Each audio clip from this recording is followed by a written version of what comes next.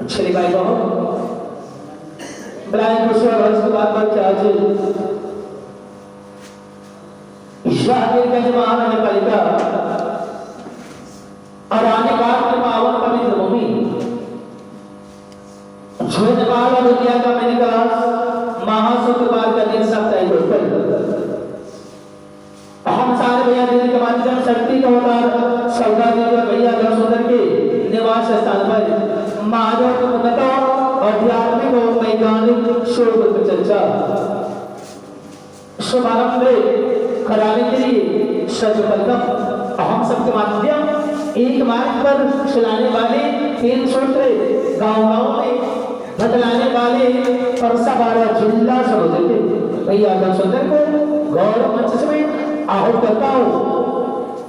कृपया अगर में चाचू लोग और हम सबके माध्यम एक मार्ग पर चलाने वाले तीन सूत्र गांव-गांव में बदलाने वाले परसा बारह जिला सरोदे का शक्ति का अवतार सरदार दीदी को गौरव मंच में आहूत करता हूँ। कृपया अगर में चाचू लोग और हमारे लाल बादल परमादरणीय संतोष भैया को गौरव मंच में आहूत करता हूँ। कृपया अगर में चाचू लोग और साथ के साथ हमारे बेंजू वादक राजकुमार भैया को गौरव मंच में आहूत करता हूँ। कृपया अगर में चाचू लोग और हम सारे देवी समारोह को सच्चे दरबार में एक शब्द टोटल शीत भजन भाग लेकर अपना जीवन का कृतार्थ है भाई बहुत और बच्चे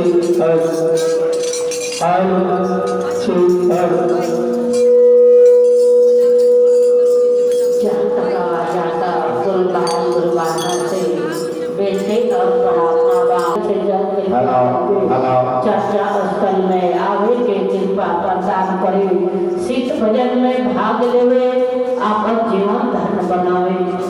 सबसे पहले परम पिता परमेश्वर श्री गुरु के चरणों में प्रणाम, माँ भवानी के चरणों में प्रणाम, साहेब या साहेब दीदी के चरणों में प्रणाम। यहाँ पर जितना गुरु भाई गुरु बाना सबके चरणों में प्रणाम। मेरा प्रणाम स्वीकार करे हे गुरु और दया करो।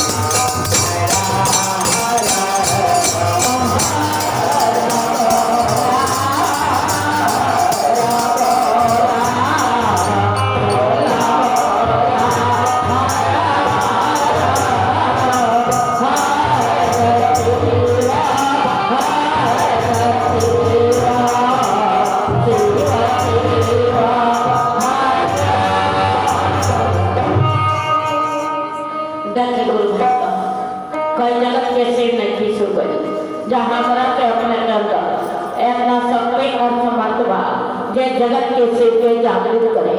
अरे जगत के शिव तो पल पड़ते जागृत बाटे सिर्फ पलवा हमरा अपने के अंदर के शिव जे सदियों से जानने के पावर अंधकार से प्रकाश मिलने के पावर हर दिन भाई काम से बिगड़े और प्रार्थना बा अपना ही अंदर के शिव के जागृत करे।